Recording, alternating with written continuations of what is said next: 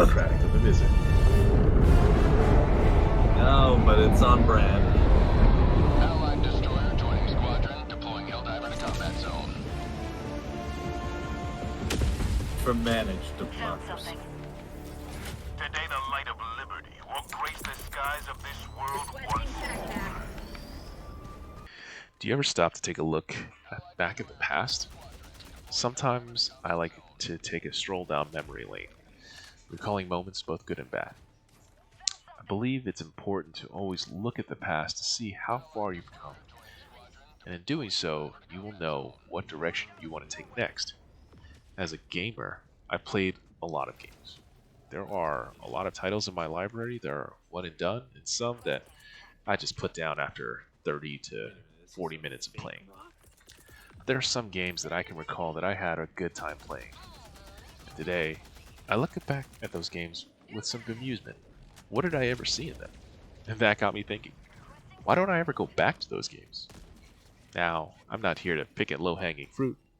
We can all look back at some moment in our lives and say, yeah, that was bad. Most of us can. What about those gray moments, though? Where the lines are a little blurred, where the boundaries are a little harder to establish? Join me, viewers and listeners, as we take a look back through my rose-tinted glasses towards yesteryear and talk about a few games that I love, but I don't play anymore. I think most people who have played New Vegas would tell you it's a pretty damn good game. Yeah, there's some jank to it, and some of the gameplay mechanics aren't the most polished. But you try pulling out a miracle like the folks at Obsidian did when they were given 18 months to work on this project. But why won't I play it again? You know how sometimes you walk away from something knowing it was perfect the way it was? Perfect. Everything, down to the last minute details. The game was not without its issues. I was plagued by bugs. I had failed quests. I would have crashes. I'd have to restart from a save from hours ago. There was no autosave function. I mean, the list goes on and on. I definitely also fell asleep at the keyboard during some late-night gaming sessions, walking around because there is no fast travel until you discover those locations. You have to walk, you cannot sprint. In the base game. There are mods for it now, but I played it all unmodded for the most part. But I love that game. In spite of its flaws, Fallout New Vegas was truly an immersive experience. One of the core mechanics of the Fallout series is exploration and discovery. The main storyline requires you to discover these locations, interact with characters and the people there, but you still had the freedom to just cowboy your way through the lobby. That spaghetti western feeling, the current of the warring factions and the politics between the Legion, the NCR, the tribes of New Vegas. It was such a compelling and engrossing story and world that was created and crafted. I think that game also solidified my worldview in a sense. At that particular time, I think I had become wise to the way of the world in terms of power and politics, or at least my perspective on it had shifted. And looking back, the way that I struggled through New Vegas was a little bit of catharsis for me in handling some new truths and tough positions about how the real world works. So I left the Yes Man in charge, I left the Legion a shell of itself, and I sent the NCR back home with his tail tucked. New Vegas is not to be fucked with. I completed every side quest, every minute of DLC, and in the end, I left my mark on Mojave. And for that reason, I'll never go back to it. I consider Dragon Age Origins to be BioWare's sophomore season. They weren't the new kids on the block, and they dropped some serious heat with titles like Baldur's Gate, Star Wars, Knights of the Old Republic, and of course, Mass Effect. By this point, they were established and as a developer studio. Dragon Age Origins took everything from their past Dark Fantasy titles and cranked it up to 11. I think I played this on hard difficulty, and I could tell immediately that this was not like a game to be compared to the Elder Scrolls Oblivion. Despite how linear storylines and quests could be at times, I think it's a credit to the design of the game. There's no hand-holding.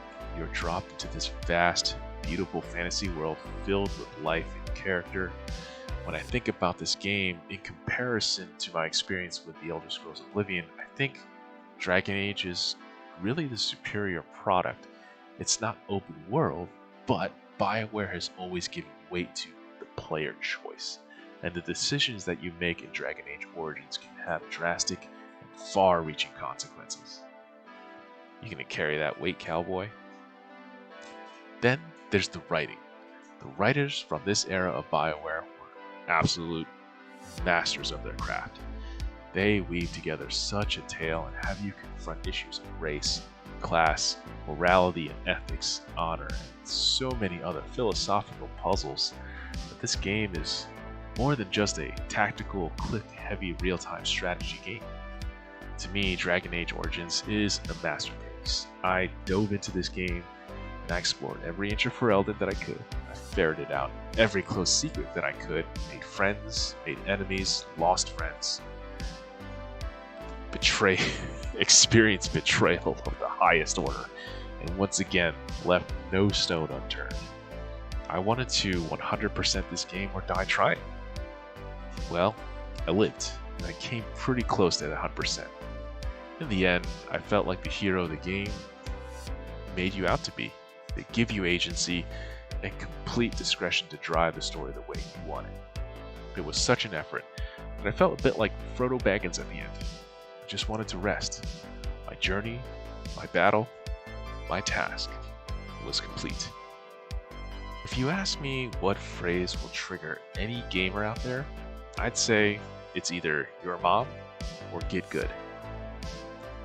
Of course, if you utter those two foul words, a horde of unbathed, sweat-worn basement nerds will descend upon you telling you how From Software titles are the pinnacle of gaming, that one does not simply walk into Mordor. But I digress.